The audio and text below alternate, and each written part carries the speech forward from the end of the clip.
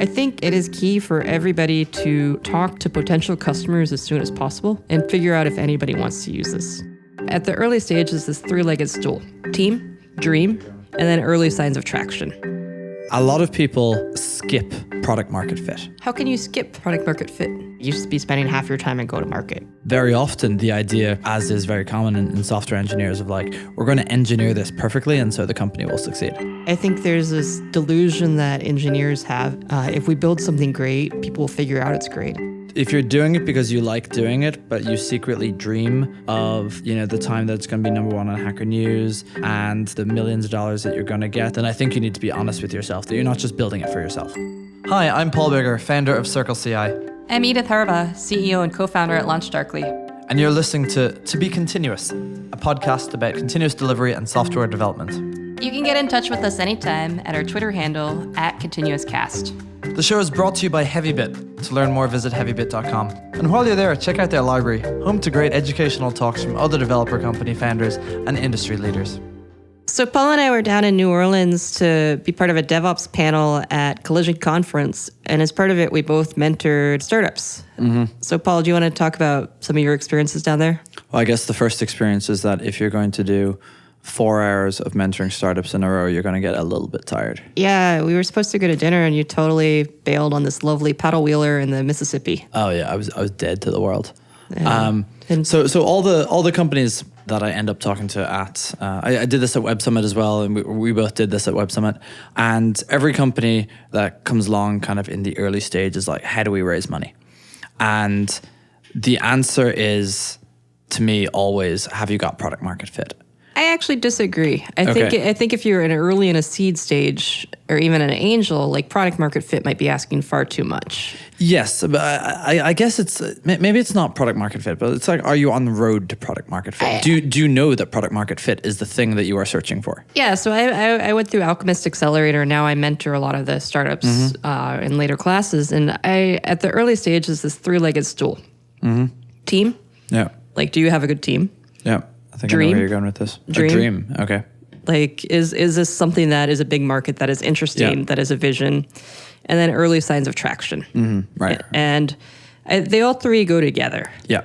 Like, if you're doing a dream that you're not the right team for, that falls flat. Mm-hmm. And if you have an awesome team, you don't need so much traction.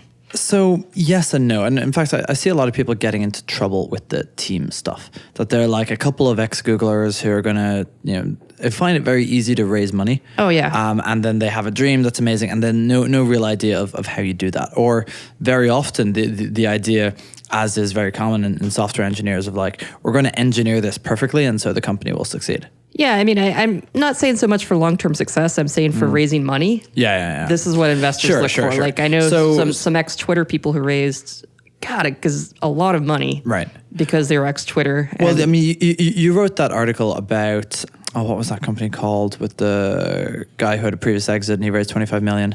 Famous. Yeah, okay. So, the idea there was, as I understood, we're going to do something new, and we're going to build the whole thing, and then there's no iteration, and there's no product market fit, and I think they've pivoted and laid off the team and that sort of thing, which I regard as the sort of punishment that you get for not chasing product market fit at the very, very start. So I think we actually agree. I think we're definitely going to agree on this. Well, I think you need to chase product market fit, but I think in the early days to have product market fit is asking far too much of an infant startup. So the key is validation. Yeah. So product market fit is like the grand validation. And the road until that point is validate, iterate, and repeat. Iterate early, iterate often. Yes. Yeah. So Jesse Robbins, who's CEO of Orion Labs, is an advisor to Circle. Oh, cool. And the way that he put it, I think we were talking around like Series A, is the seed stage is to get product market fit. The next thing is to prove out your traction, and that's typically, it lines up with the A, and then the B in later is to scale that. And by the way, Paul, congratulations, as Circle CI just raised a pretty whopper Series B. No, thank you. You can date the actual recording of this podcast by the fact that you just said that. Well, so our attempt at having some slight evergreen content. Maybe I knew before you announced it. Oh, that would be impressive. We just raised our 18 million Series B, which firmly places us in the now we are scaling camp, having achieved our traction, and before that having achieved our product market fit. Yeah, well, Paul always talks about how he uses Launch Darkly, but Launch Darkly is a Circle CI customer, so we're pretty happy about it too. So a lot of people skip product market fit. How can you skip product market fit? Well, you can, for example, launch at South by Southwest, or you can have a really big day in Product Hunt, and you can get like tons and tons of traction and not actually get product market fit. And so a couple of companies that have done that, Secret is a good example. They got a whole lot of hype and stuff, but never product market fit. I disagree on that one. You don't think they had or you think they had product market fit? I think they had product market fit. They had signs of potential product market fit. I think maybe we're arguing a definition, because Secret, I think all apps like that kind of ride this cycle of popularity and then the trough of disillusionment. So if you have product market fit, generally, so long as the market is big enough, I think you have no problem scaling. Yeah. Or I think you've no problem growing. So you can skip product market fit if your growth is based on an external factor that isn't product market fit. So it's not the product is perfect, it's Ashton Kutcher tweets about it. Or Secret, there's a lot of juicy gossip on this thing. Or there's another company that I don't want to mention because it went a bit of a disaster, but they raised a lot of money after a TechCrunch disruptor or something along those lines, got tons and tons of users and survived about 3 years on it before realizing that they never had product market fit and laid off 3/4 of their company. Who was it? I don't want to say who it was. What industry? It was in the tech industry. What sort of product do they have? Well, so I've already obscured all. Every fact I've said so far is actually a slightly different to the truth here. I've used this example before. I've got 16 questions left. Right. Well, you'll probably find 16 different companies that fit the criteria. So my point is though that you can get traction without product market fit, and companies that do that, and this Famous was kind of like that they skipped their product market fit and went straight to the 25 million raise. What was that? Airwave, the chat roulette replacement, same diff. One of the founders was a friend of mine. I think they raised money very quickly because the Team Dream thing, was co-founded by Sean Parker. Of course. Who'd founded Napster, was early at Facebook, and everybody's like, oh gosh, we need to get in now. So I was doing some testing for that company, and they had at the time they had about 20 people, and they were testing it for scale and that sort of thing for the big launch that was coming. Yeah. No product market fit. None. The big launch was going to be the thing that won or lost the company, and there was no. Well, there's no evidence that people love the product. Yeah, I mean, I think the saddest thing I read was there was a postmortem, I think it was in the Wall Street Journal, and they're like, at its peak, they had 4 concurrent users. Oh, wow. Just something god awful that. I thought they had 30,000 or something. Maybe I'm exaggerating. Okay. But I think that it goes back to something that Steve Blank wrote, which is don't launch. As in don't have a launch. Yeah. Right, yeah. So going back to these early mentorees. Well, because when you launch, you lock yourself into this is our market, this is our positioning, rather because. Oh, that's interesting. Oh, so I thought that this was implicit that you don't launch because you soft launch and grow from validation and iteration. And it goes back because if you put all your arrows out at the same time and sticking out your ground as this is what we are, then it's very hard later to move away from that sometimes. Yeah. So Launch Darkly never really did a formal launch. Right. Yeah, so Circle didn't either. We kept going for when are we going to launch, and eventually we were like, why don't we just open it up? Yeah, well, I mean, we did a blog piece about how we'd hit 1 billion feature flags a day. Okay. And that's your launch. I guess it was, but I mean, it wasn't intentionally a launch. It was more like it was something to be proud of, and we put out a piece on it. We kind of launched when we raised our seed round, and we had been out in the open and things for months at that point. But we were sitting in the war room, bracing ourselves for the flood of customers that were coming in from the launch. Oh my God, none came. Yeah, I mean that's the thing. I mean I've been part of so many launches. And so people are always fearing the worst. They're like, oh God, what if our servers crash? Like everybody fears like the story, like Sam Stokes, who was a guest before. Yeah. When they had this surge of traffic, then they were just overwhelmed. Yeah. What happens? Like I'd say 10,000 times. Yeah. For every one of those. Nothing. Yeah. Nothing. So we had, I'd say, double our signups that day. And we had respectable signups. Now they're doubled. It's like, great, it's a good day. But it wasn't, the war room was unnecessary. So what was your launch that you thought you needed a war room? Well, we just thought, so I mean, we were in TechCrunch and ReadWrite Web and the usual places that we announce fundraising, and 2 of those stories did reasonably on Hacker News, and we had a blog post which was doing okay on Hacker News as well, and it's there's some Twitter stuff going. So like we thought, there's going to be stuff, and I mean, doubling our sign up rate is no. Well, I mean, it was a small feat, but it wasn't an incredibly small feat. Just it didn't make that big of a difference. I think to unpack that, something interesting is some purchases, and I put Circle CI in that bin as what I put at my own company. They have a longer buying cycle. So yes, but that's why we were measuring signups. Well, but I mean, even signups, like what we found, and probably the same at Circle CI, is like it'll be percolating in a company for a couple months. Oh yeah. They're like, and this is why we all use retargeting. Well, yeah, but I get retargeted all the time for Circle CI. Yeah. Oh, good. But so I'll talk to our customers who are signing up. I'm like, how did you hear about us? I'm like, oh, we saw this Hacker News piece. We saw this LinkedIn thing you did. We saw this article. Like, it's not this. Then eventually we talked to you at a conference and you installed it for us on our laptop right then. Yeah. So it's never like, I think there's this myth that you launch, and I think it does happen for consumer products, perhaps, where people are like, oh, I need to buy that today. Yeah, but I think sometimes. I think for a lot of products, you percolated people's consciousness for a long time as a buying decision. Yeah. There's an instructive article by Kevin Systrom, the Instagram founder, about why Instagram grew so quick. And it's a story about the start of Instagram that was conspicuously absent of why Instagram grew so quick.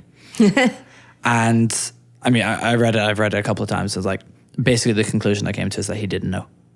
Yeah, I think with apps, it is much easier to grow very quickly. And when I say apps, let me the mobile apps. Consumer apps. Yeah. But so I think that people who do that don't actually know why. I think there's a bit of rub the lavender leaf on the cancer and it goes away sort of thing. It's like, well, sometimes it does, but I think you can tune far more than you think you can. I buy that. But I would say that generally iterating and validating is your key to getting there.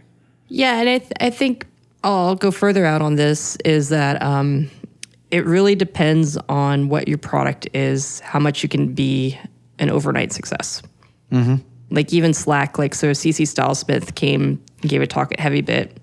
She's like, the first 70 iterations that were built on Slack built. Yeah. Like everybody now is like, oh, we're seeing the end of the adoption curve where it's the steep upslope at the end. And we're not seeing like the groundswell for years before that. When we have these mentorees and that sort of thing, we're talking to them about, you want to raise money, you need the team, you need the idea, you need the traction. It's almost a trope for people to talk about how people keep building products and hoping that people come. But I would say that for 75% of the people I talk to, that's still the goal, right? We're building the product, and then people will see how wonderful it is. Yeah, I mean, Thomas Tunges, he wrote a blog about this. He said, you should be spending half your time at go-to-market. Right. That's a really good piece of advice. Yeah, and I think there's this delusion that engineers have, and I'll put myself as an engineer. Mm-hmm. If we build something great, people will figure out it's great. It's like, no, people won't even get past your install. Yeah. There's a wonderful story, and I don't remember where I read it, but it was the engineer who saved up tons of money to start his own company, and when the day came, he quit his job and he went out and he built this wonderful product that was beautifully engineered, and then he waited, and nobody came, and eventually after a bunch of time, he realized that he didn't have what it took, and he shut down the thing and went and go get a job. And every day was kind of the same as it was before, but just a little bit sadder. I need to have a moment, Paul. I know, right?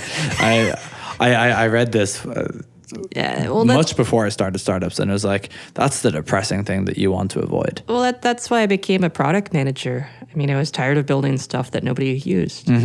Right. Like, and that's then why I became a marketing person. It's just like, we built this cool thing. If nobody knows about it, it doesn't exist. Yep. So next you're going into sales, complete the transition to the dark side. I already, I mean, it's funny. I remember I am a salesperson. I mean, every CEO is salesperson number one. Right. Like the number one person you're selling is yourself, that this is worth doing. Then you're selling your co-founder that they should quit their stable jobs and come join you on this mission. Then you're selling to customers. Yeah. And then you're selling to investors. Then you're selling to your employees. And for each one of these, there's a traction component, or there's a product market fit component. And any time that you try to focus on making that happen, without there being sort of successive levels of product market fit. So, for example, there's this company that hired a bunch of people that I thought were really impressive. And so they were roughly in the competitive space with us. And they hired 3 people who I thought were just awesome. And I was like, holy shit, like, look at the people that they're able to hire. And 3 months later, they'd all quit. Wow. And the backstory was that the founder was a complete asshole. Oh. And I mean, this is the product market fit for the recruiting pipeline, right? You need to have a culture that makes people want to stay. Yeah. And so you can get as many people in the front door as you like. You can do all the marketing you like, but if there isn't product market fit on employees, this is employee churn, employee culture fit, retention. Yeah. And then people just like fall out the other end. Same as in your product, same as when you're trying to sell, same as when you're trying to market. Yeah, I think that's maybe other founders are smarter than me, but it was kind of this aha moment for me. So I remember when I was a younger engineer, I was sat on a meeting once and a vendor came and pitched us, and it was one of those awkward meetings where they're really pitching us. And I remember they walked down, I turned to my coworker, the young engineer I was, I'm like, I'm really happy that I'm not in sales. And that moment has come back to me so many times when I'm walking up to some prospect's office, I'm checking in, I'm going into their room to set up my laptop to do a demo, and I'm just like, God damn it. But I mean, you probably learned from that, and you probably like have done it in a much better way that isn't going to be so insulting to the engineers or whatever that was. Oh, that was just a realization. It was like I believed in the company that John, my co-founder, and I were building. I was like, shit, I got to go do sales. This is my job. So sales is one of the validation techniques. Jessica Livingston, the YC founder, or the founder of Y Combinator, had an article in the Wall Street Journal about this. And it's like, founders need to market less and sell more. Interesting. I don't think I read it. Tell me. So basically the idea is that when you're pre-product market fit, a lot of founders are looking to do marketing. Or they try to bring thousands or hundreds of people, leads in the door, and they try to do self-service. But that at the very, very early stage, when you're validating, the thing that helps you validate is sales, not marketing. You can't see, from the analytics whether or not the product, whether or not what you need to do to iterate your product. You can only do that by trying to sell, or selling as a proxy for talking to your customers. Yeah, it's funny you say that, because YC has this rep, and maybe it's undeserved, of wanting everything to be purely marketing because they don't want salespeople because they don't like talking to people. I think that's one of those things that's demonstrably untrue. Thinking of YC companies that are heavy on sales, like Optimizely, that's fair. For example. I would say that certainly they have a very strong focus on product market fit. And the most successful YC companies have had this incredibly strong product market fit. And I'm thinking like Heroku and Stripe here. And when you have that strong product market fit, sales isn't really that important. But what they do have, and Stripe is a really good example here, because the founders of Stripe went out at the very start and they sold. And they might not have called it sales, they might have called it validating, but like they literally went to their customer's house and John and Patrick installed Dev Payments, as it was called then, in the software. Yeah, I sold. I remember when Circle CI was considering using us, we went over to your office. Yeah, right. Like, it's funny because in hindsight, it's like we went over to your office and it was just like, okay, you guys are legit. Yeah. Nobody even like looked at the product. It was just, we're taking a bet on this risky startup. Yeah. We want to vet you. Yeah. And it's, probably don't need to defend Y Combinator too much here, but the Paul Graham says, do things that don't scale. Yeah. So at the very start, the thing that doesn't scale is fucking validate your product. Yeah. So I feel really relieved now because I've been doing all our sales, and I was just like, I'm buried. Yeah. It's all inbound. That's great. I was actually telling our marketing person to turn it down because I couldn't keep up. Right. We hired a full-time salesperson. Yay. He is busy all day. He has more than enough to do. And I'm like, okay, I was doing all that and trying to do everything else. I am so happy that we have somebody who's just full-time on sales now, but I would not have hired him a year ago because at the time, I needed to be out there doing it. Yeah. Because you need that feedback. Yeah, I needed that feedback. I needed to be the one out there talking to people and getting the ground feedback. A lot of founders have this idea that it's going to market itself and everything's going to be top down, or everything's going to be bottom up and it's going to be self-serve, and we'll maybe have sales later on for other stuff. And it does depend on the situation. The company, you guys are a bit more enterprisey, we're a bit more bottom up. But I remember I probably shouldn't say who this founder was, but someone we know and love. I'm guessing already. Yeah. So at one of the Heavy Bit dinners, one of the Heavy Bit advisors stood up and said, "We'd like to take this moment to recognize this person who has finally succumbed to having salespeople in their company and seeing the sales go through the roof as a result." I don't think it's succumbing at all. It's that if you're a complicated product, if you're something that people are betting their business on, if they have questions, they want somebody to help them. Right. Oh, yeah. No, I see it totally. I don't think of it as succumbing. It's just people are... Well, so the thing is that engineers do see it as succumbing. Right, it's seductive to only have marketing, and it's seductive to not even have marketing. It's seductive to only have an API, or at least authentic getting the name out there. Which don't give it that evil word, marketing. Marketing is something that marketers do, and marketers are wrong people in some way. Yeah, it makes me sad when I hear marketing scoffed at. Right, as something less. It's same with sales. If only we didn't need them. Yeah. It's kind of like, well, that's how is somebody going to hear about your product? Right. How is somebody going to get to know how to use it? You see a lot of developers who are very good at marketing sometimes. So they have they're really good at getting posts on Hacker News, or they're have a big Twitter following, or they're really good on the conference circuit or something along those lines. And I find that they most of all do not like marketing. Despite the fact that they are amazing at marketing, they just don't have a word for the thing. Yeah, and let me loop back. Good marketing and good sales ties back very closely to your product. Right. Because if you're building something... And this is why you have to do it yourself. Yeah. Originally, John, my co-founder, and I were working on another idea, and I'm like, I can't find anybody to use this. Right. Or the only people who are using it are doing it because they're really good friends. Now imagine that you had spent a year building that, waiting for it to come. And it was just, and so we moved on to another idea. But we built marketing into the very beginning. It was something we took seriously in terms of, can we get people to use this? Is this interesting? Yeah. And that definitely informed our product. I think where people run into trouble is they're like, well, I'll build the whole product and then I'll throw marketing on it. Yep. Coming back to the start of this, we have a very similar thing. We're going to build this and then we're going to throw fundraising on it. And then with the the saddest thing is oh no, I think I know where you're going with this. We'll raise money and then we'll hire marketing and sales to figure out how to sell and market it. Oh, even worse. We'll raise money to get someone to build the product. No. I've seen that so many times. No. Oh, it hurts so much.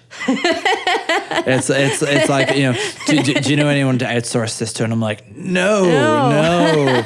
And actually, the reason that I use to explain to people why they shouldn't outsource is continuous delivery, right? Well, you need to iterate and validate so quickly that having a development cycle that involves shipping it to India or Estonia or something like that, it's just too long of a product cycle. But I think you should also be continuously iterating on your marketing message. Oh, yeah, okay. That's what I meant. It's okay, what marketing messages are resonating? Mm-hmm.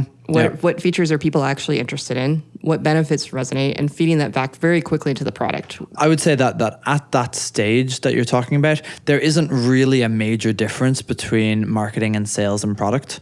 It's all kind of going on in the founder's head. So the fact that there's not necessarily a formal split of the positioning that we're doing, really it's just what we write on the website. Well, yeah. And I mean, what I see as the killer is when people are like, oh, we'll go off and build this product and then leap out of stealth with our fully formed positioning and this huge launch that will hit everyone. It's like, no, you need to do those in parallel. You're right. They all absolutely need to be done in parallel. Like the position in Launch Darkly, to be honest, is very different than when we started. Okay. And what were you when you started? I recall that you speculated that bottom up would be your go-to-market. Oh, I mean, originally we were much more targeted at product managers. Okay. And then it was like, hey, I think product managers still love us, but the people who are really, we need to win over are developers. Oh, interesting. What that meant was just a lot of why we joined HeavyBit is because, okay, this is really something that developers like. So as I understood it, you were selling a little bit top down.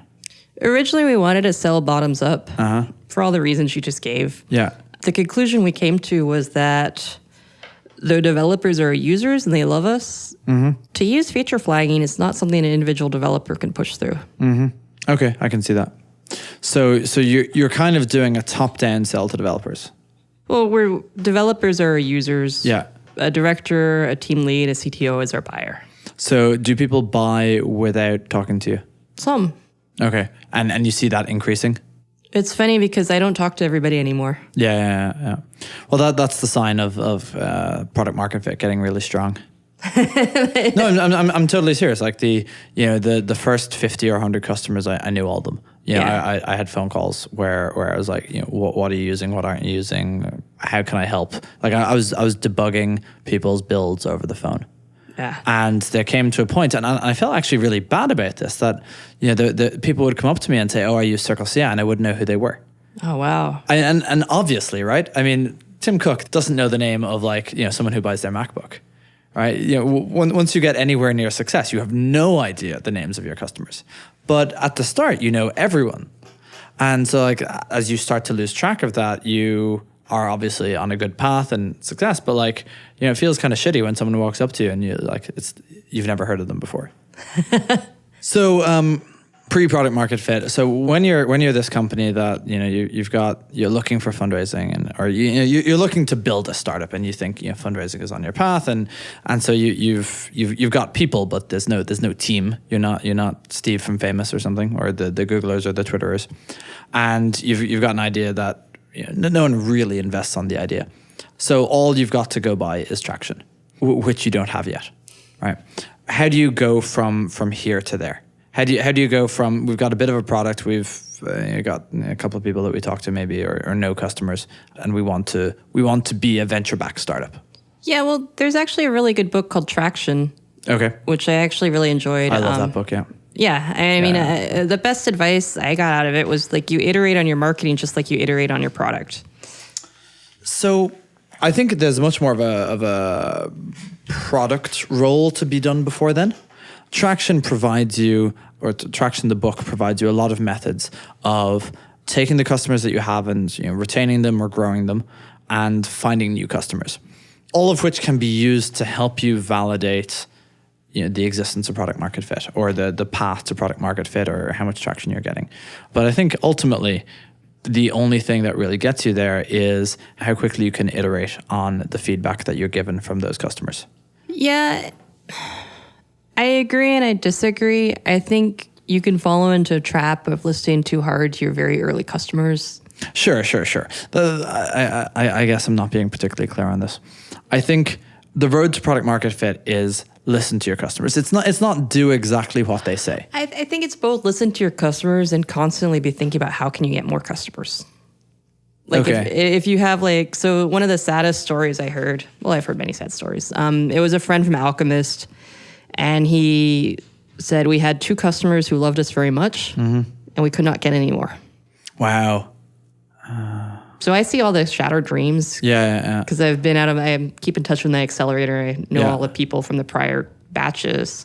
It's we had 2 customers who loved us, couldn't expand beyond that. Wow. That's really tough. I mean, it's kind of the same as hitting traction without going through product market fit. That you've got this false flag or this false sense of security that you've people love it, people use it all the time, and actually you're missing like this key component that you should be worrying about, but that maybe you don't know that product market fit is your thing. Fortunately, with 2 people, imagine they had 10. Imagine they found the only pocket in the world of customers who needed that product, and then they raised money and continued on for 2 years or something with why can't we get more than 10 customers or 20, whatever. Yeah, and I mean, you could make a very profitable business if those are the right niche. Yeah. But if you're charging each of those 2 customers like $500 a month, and you can't make anybody else happy, you're in a hole. The other thing to really watch out for is that you don't turn into a body shop. It's a consulting arm. Yeah. Because you can be making your customers wildly happy, but you're actually doing that by being services, which is in a scalable business. So looking at that via feature flags, I know a bunch of companies that have, if customer ID is, our largest customer, do this, else do this. Yeah. Right. So I imagine that you can end up with a situation where feature flags are abused to provide this. This customer gets this feature, this customer gets this feature, and no one is using the same product. No one has the same product, and everyone is kind of customly built for. Well, first, thanks for mentioning feature flags, and thanks for wearing your Lunch Darkly shirt today. Did we not do this already in this episode? No. Oh, that was the last one. And I had to get it in because you're still wearing the shirt. Of course. I'll actually give a really nuanced answer to that one. I think that's fine if you're using feature flags to act as a license mechanism. Okay. That's not what I was talking about. Yeah. So, but I am thinking about how some people are using our product, and it's to enforce licenses where people are kind of doing a choose your own adventure of different features. Okay. That's fine as long as it's some standardized bucket of features. Right. If it's truly that you're using feature flags as a substitute for branching, everybody has these one-off products. That's where you run into a lot of problems because then you're basically like any tree. You have a lot of branches that you can't maintain. So I think the key there is sometimes you'll build those to get feedback. Right? You'll build them to help validate, and you'll build it for I remember hearing that Heroku had 5 different SSL implementations. Wow, why? I guess there was different properties, and they were just validating or iterating. But there was customers on each of them, and I think they were quite slow to prune. So if you've ever been to a heavy bit product discussion that features managers or PMs or longtime devs at Heroku, they'll always talk about sunsetting old features. Oh, yeah. That's a major part of what they did because they weren't great at it at the start. And that came back to bite them. But if you have a feature flag that's if customer A do this, if customer B do this, if customer C do this, that's often product debt, right? Yep. It's a mortgage you take while you're building it, and it's good if you pay it back. And it's bad if you forget to pay it back, or you don't have time to pay it back, or these you repeatedly keep taking out this kind of mortgage on your product. And it's not even a product. It's that if you're building a product or a services company, if all these are mutually exclusive and cannot be combined back because you've built these 4 one-off products. Yeah. So I'm saying it's fine if it's not a body situation. If it's the validation towards building the features that you actually need, that's a great use of it. Yeah. I think we've gone deep into product market fit, graduate course. We skipped over some of the beginner stuff. I think it is key for everybody to talk to potential customers as soon as possible. Okay. And figure out if anybody wants to use this. Yes. One of the saddest stories I used to read, so I was the moderator in the Lean Startup group. So I read every single email it went through because I was a moderator. I built this product. How do I find users? Oh, yeah. I mean, you see this all the time. No, right? I built this thing. Yeah. How do I find users? And I was just it's too late. Yeah. Before you build it, think about how you're going to find users. Right. If it's so I don't think that necessarily has to be the way. I think you need to build in your distribution while you're building your product, to quote Dave McClure. Yes, if you are building a startup. Oh, I think even if you're... occasionally people build things for, to scratch their own itches and, to play with particular technologies. That's fine. And so, right. But often, you've been doing this for a while, and then you're like, well, this is actually a nice piece of product, and a couple of people tell you, oh, I'd totally use that. And so that's when you come in I've built this, and that's an acceptable way to get to I've built this, and And how do I find users? Yeah, but I think that's very seductive then, because everybody then falls into that path. Right. Everyone believes that it's that. Yes, I think that's why people end up there so often. That like, well, I'm building this for myself, and it's a sort of a lie to allow you to procrastinate on the things that you don't like. Yeah, I was talking to I was talking to this guy who was really super early at Dropbox, Ash. Mm-hmm. And the way he talked about it is he coaches now people who are making music. Okay.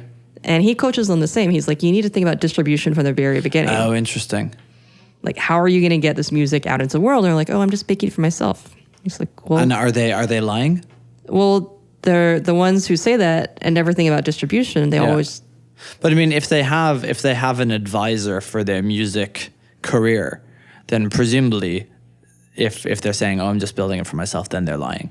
Yeah. They're like, to themselves. Yeah, it's like, okay, well, are you going to go bottoms up? Are you going to go to all the clubs in your area? Are you going to go top down and go to American Idol? Yeah. But you need to think about a distribution strategy. It's interesting to look at all these different businesses that are completely disparate, but that are, fundamentally it's the same business, right? You're the music business, the movie business, they're all the same thing at the end of the day, and you can presume that there's like an art behind it, but I mean it's the same art as it is to make software or to make music or whatever, and there's more than just the craft that goes into it, and people have to, if they want to take that craft and go big on it, or go medium size on it, go a little more than something that you build and performed at in the local parish hall or something, then you need to think about this at the start. Or you'll do better if you think about it at the start. Oh, the go-to-market is part of the product. Right. Like, and there's nothing wrong with going to all your local parish halls. We'd say church here, right? Sure. Like, I mean, there's been very successful singers who start off going to all the churches, then they go to the town halls, they get bigger and bigger. But yeah. And they get feedback from this. Yeah. And eventually I'm guessing, I have no idea, but like Taylor Swift possibly, I think she was country in the old days, and got big time via the sort of disrupting a particular niche and then pivoting that into a much larger audience. It was cool. So I was in Liverpool, and by the way, Liverpool is a weird place. I have no comment. So I was in Liverpool, and I was like, oh, I can go to where the Beatles started out. Okay. And it is... You can go to Abbey Road? No, so the Beatles started in Liverpool. Yeah. Oh, Abbey Road's not in Liverpool? Abbey Road's in London. Oh, damn it. But it's where they got their start, and they played 150 concerts there. Oh, interesting. When they were just like the bar band. Yeah. There's an interesting backstory to the Beatles. So after that, they went to Berlin or to Cologne or something like that. Hanover, right? No, Hamburg. Sorry. Hamburg, and they played like 6 or 8 hours a night. Yeah. And am I ruining your story? Oh, okay. This is the story you're trying to tell, and I'm ruining it. Continue, please. But you say it in a charming Irish accent, so like. I couldn't possibly. After you.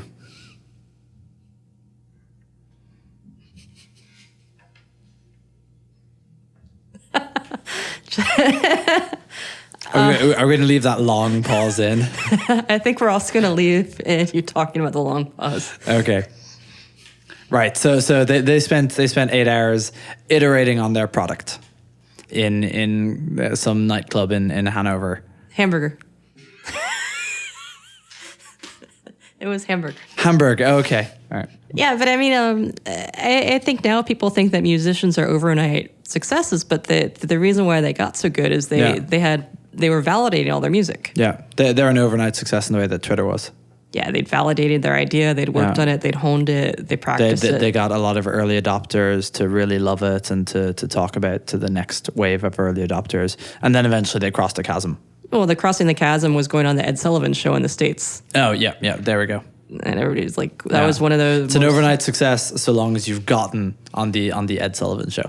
Yeah, it's like the reason why they were so good when they came to America is they've been doing that. Yeah, for years.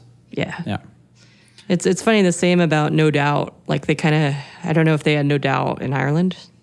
Yeah. Also electricity. Wow. Yeah. Cool. We have mobile phones. Even the cows have them. Really? How about all those sheep I saw? No, we don't give phones to the sheep, obviously. Ram's too expensive. Okay, apart from sheep puns, what is your point? I don't want to pull the wool over your eyes. I think it'll behove us.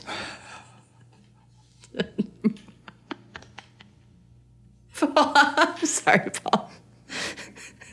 I'm very bad at this. I'm trying to make a pun with the word you, and I can't get anywhere. You can go on.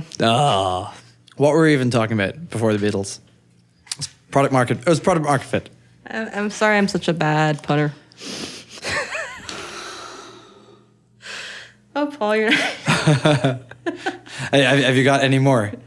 I yes. I'm. This is sheer insanity for you, but like,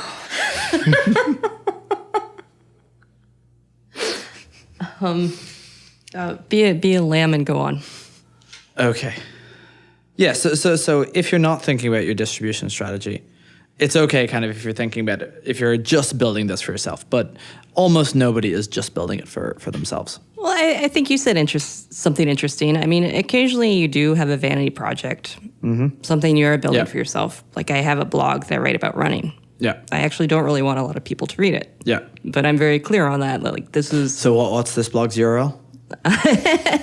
Where can we read about it? Edith runs ultra marathons. Yeah, so I write up my race reports, and it's really for me to keep track of my races. Okay. And I'll share them with a couple running friends. If like they ask about a course, I'm like, here's what the course is like. That's it. I don't really want a lot of people reading this. Okay. That's very different than we'll just put the URL in the show notes.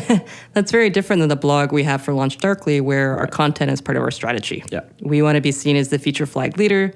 So we put a lot of effort into writing good content, good infographics. I think there is a strong overlap between having a good distribution model and having a distribution model that you love. So in the same way that like loving your product is really valuable, loving your distribution model is valuable too.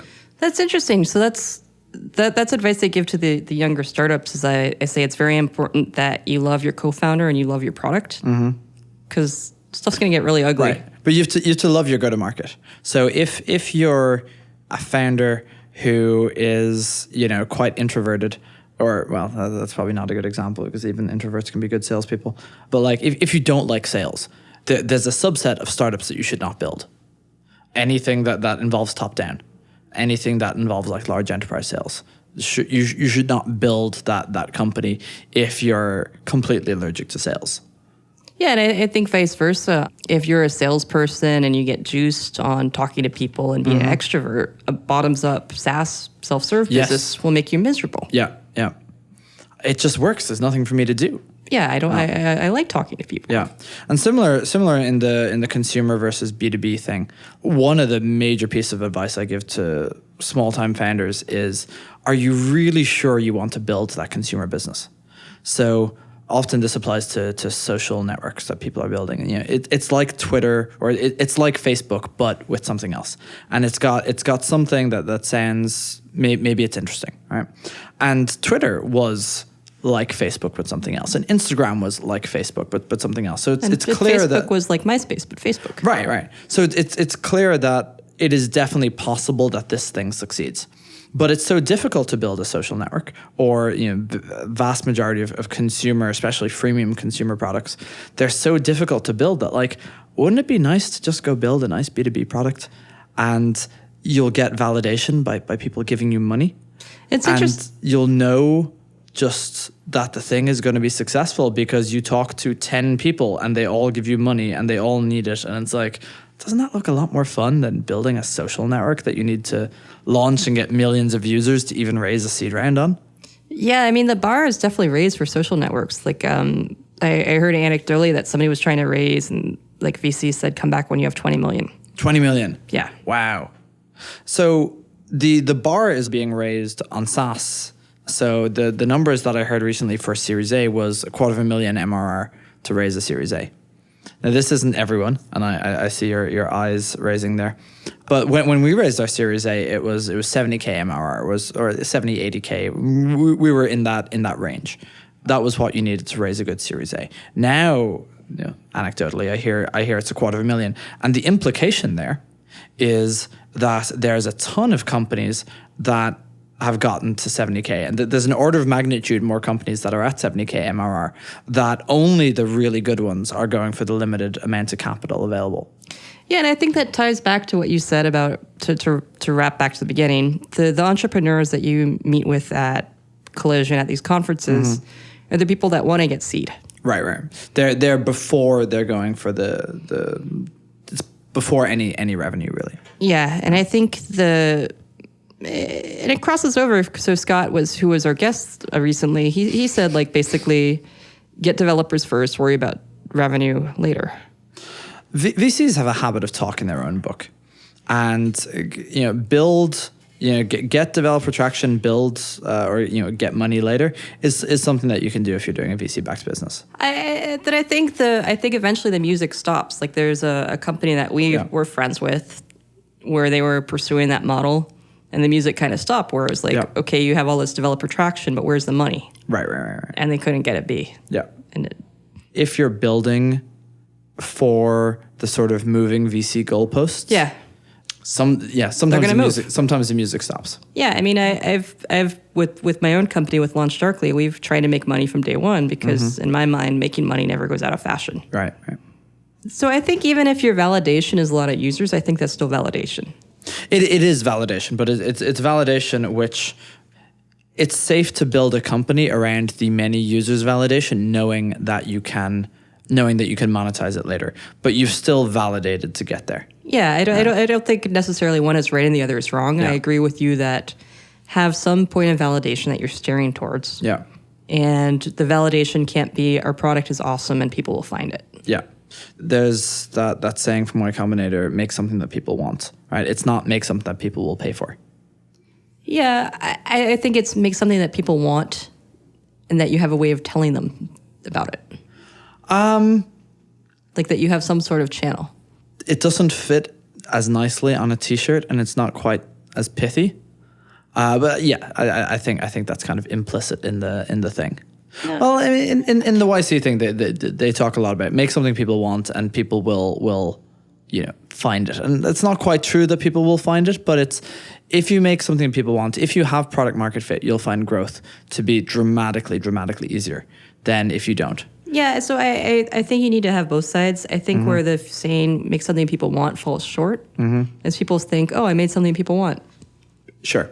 I see that. So I don't have to care about SEO. I don't have to care about salespeople. I don't have to care about banner ads. I don't have to care about anything. Because, you just have to send an email to a mailing list saying, how do I find users? Yeah. And it's like if you've never iterated on that, what you think people want might not actually be what. So do you think YC should iterate on make something people want? Oh, I don't dream of giving YC advice. I mean, they're quite successful without my podcast. Yeah. Okay, is that everything from our masterclass on pre-seed round validation and traction and product market fit? I think I'd like to touch back on something you said that if you're truly doing something as a passion product for yourself, none of this matters. Yeah. But be very honest about that. If it's truly just I am doing this because I like doing this, just do it.